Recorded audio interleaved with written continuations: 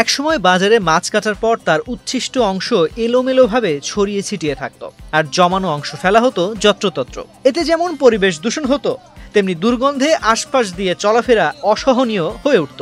কিন্তু সেই ফেলনা মাছের আশি এখন ব্রাহ্মণবাড়িয়ার বহু মানুষের বাড়তি আয়ের উৎসে পরিণত হয়েছে। জেলার বিভিন্ন বাজারে এখন উচ্ছিষ্ট হিসেবে ফেলে দেওয়া মাছের অংশ সংগ্রহ করে শুকিয়ে বিক্রি করে স্বাবলম্বী হচ্ছেন শত শত মানুষ। আমার ছেলে যে নিজে কাটে, আমার কিনা বাদ আমার ছেলে নিজে কাটলাম 10-12 হাজার মাসে বিক্রি করতে পারি। ব্রাহ্মণবাড়িয়ার আনন্দবাজার, কাউতলি বাজার, ফারুকি মার্কেট, মেড্ডা বাজার, বউবাজার সহ বিভিন্ন হাটে অন্তত 3 শতাধিক মানুষ মাছ কেটে জীবিকা নির্বাহ করছেন।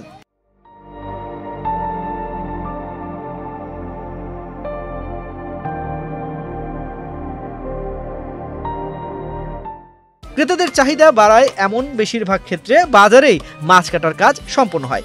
ফলে মাছ কাটিয়াদের হাতে জমে ওঠে বিপুল পরিমাণে আঁশ। এসব আঁশ শুকিয়ে তারা প্রতি কেজি 70 থেকে 80 টাকা দরে বিক্রি করছেন কান্দিপাড়া এলাকার পাইকারদের কাছে। বিভিন্ন বাজারে এই মাছ কাটে তাদের কাছ থেকে সংগ্রহ করে এটা শুকানোর পক্ষণে হয়। প্রতিদিনই হয়তো 200-250 কেজি হয়ে যাবে। এটি প্রতি সপ্তাহে অনেক সময় মাসে আসে, ডাকাতে টিম আসে এটি নিয়ে যায়। শুনছি যে এটি মেশিনে পিচপিচি করে, কুটি করে কইরা এটারে রং দেয়।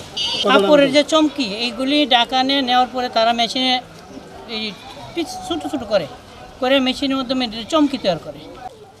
300-400 কেজি মাল হয়। কারণ আছে 50-60 জন ঢাকাতে পার্টি আসে সংগ্রহ করে আমরা কিনি আপনার 70 টাকা 80 টাকা কিনি। রিট আছে আমাদের রিট দেওয়া 100 টাকা 90 টাকা, 70 টাকা 80 টাকা কিনি। বিভিন্ন এলাকাতে জড়ো করে কিনি, আপনার গ্রামে কিনে নিয়ে আসি, আমাদের তেল নিয়ে মিলাই সোনাকিরা 1 টন 2 টন মাল মিলাই দিই। জেলা সদরের কান্দিপাড়ার পাইকারি আড়ত থেকে এসব আঁশ রাজধানী ঢাকায় প্রতি কেজি প্রায় 100 টাকায় বিক্রি হচ্ছে। আঁশ ব্যবসার সঙ্গে জড়িতরা জানান তিনি প্রতি মাসে প্রায় 5 টন মাছের আঁশ বিক্রি করেন। এতে তার গড়ে 15 থেকে 16 হাজার টাকা পর্যন্ত অতিরিক্ত আয় হয়। অনেকের ক্ষেত্রেই এটি প্রধান আয়ের উৎস হয়ে উঠেছে। আমরা যারা মাছ আমরা কিনে নেয় তারা কি করে শুধু মাছ নিয়ে যা, আর পাতি এই যে পাতিটি এই যে 3 টাকা আমরা নিয়ে দুইয়া শুকাই এটা আমরা বিক্রি করি। পায় অনেকে, আমরা একলা না, যতটা বাজার আছে বাউন্ডারি শহর মাছের সব পানির লোক এটা নিয়ে শুকায়া রুদু দিয়ে শুকায়া পরে আপনি বিক্রি করে। আজকাল আমরা আগে এই পানিতে দই 2-3 পাল্টি পানি দিয়ে পরিষ্কার করে লুইতে শুকাই দিয়ে শুকায় সেরা আমরা আসলে এটা বিক্রি করি। ওই কোম্পানির লোক চলে যায়।